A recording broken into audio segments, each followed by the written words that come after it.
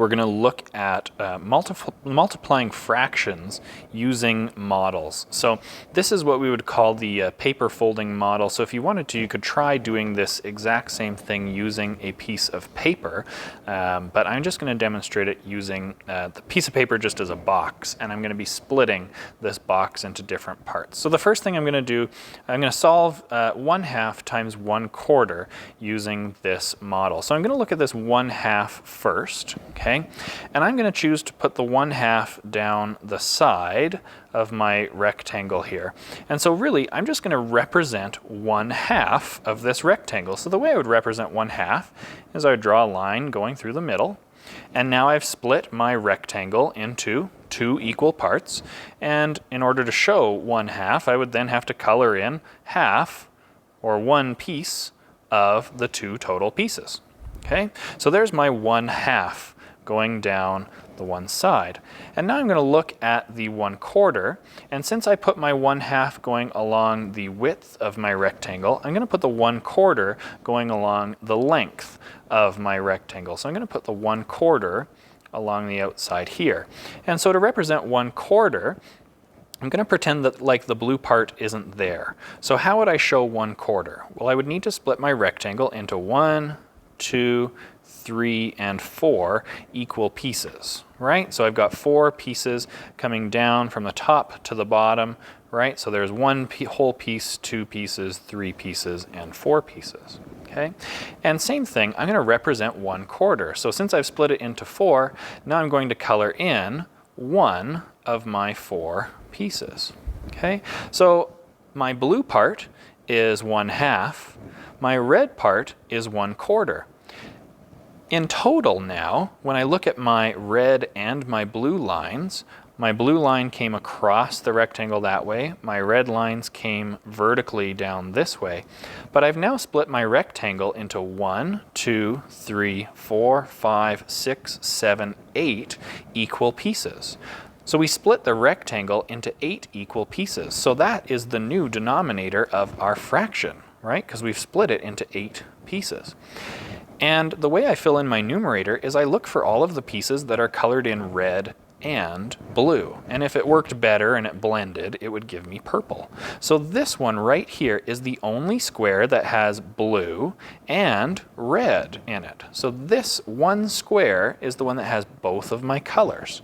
I have 1 out of 8 pieces is colored in using both of my colors. So where my colors intersect is the part that is filled in. So I don't get to say it's filled in my final answer unless both colors are in that square. So 1/2 times 1/4 is 1/8. And that's all we're doing with our models. Okay, let's do another one. So if I've got the multiplication of 2/3 times 3/5, okay, so I'm going to do the same thing. I'm going to put my 2/3, I'm going to put that down the width of my rectangle. So there's my 2/3. So to create 2/3, I'm going to have 3 equal pieces going across this way. I've split my total into 3. And I'm going to color 2 of them in. So I'm going to color in 2 of those strips blue. Okay, so I split my rectangle into thirds, and then I colored in 2 of those thirds. Okay, now going the other way, I've got my 3/5. My 3/5 is going to go along the length of my rectangle.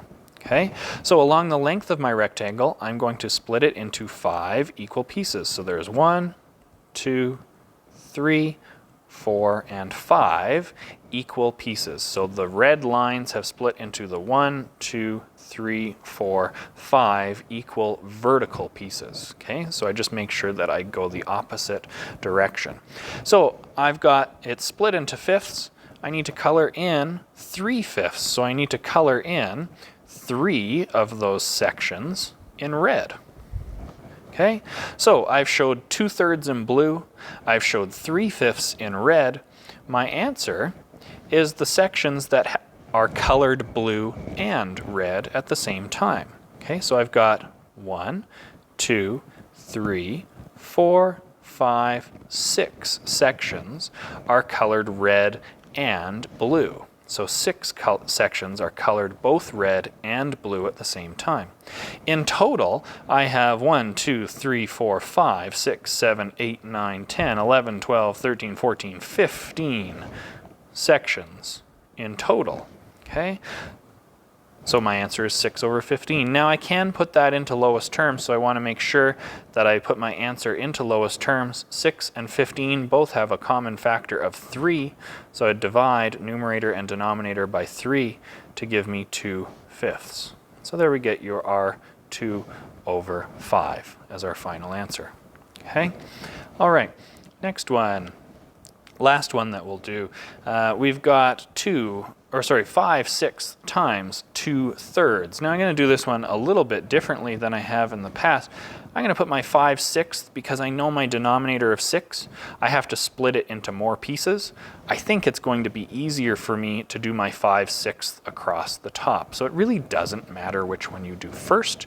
I just go whichever way gives me the most space. So I'm going to split into 6 equal pieces. So 1, 2, 3, 4, 5, and 6 equal vertical pieces. And to show 5/6, I have to color in 5 of them. 1, 2, 3, 4, and 5 of my 6 pieces are colored in. So there's my 5/6. Again, to represent 2/3, I'm going to go across this time, 2/3. So I need to split it into 3 equal pieces going lengthwise. 1, 2, and 3 pieces if we're looking at the red line as splitting it. So 1, 2, and 3 equal sections. And we're going to color 2 of those sections in red. So there's 1 section colored in red and 2 sections colored in red. Okay?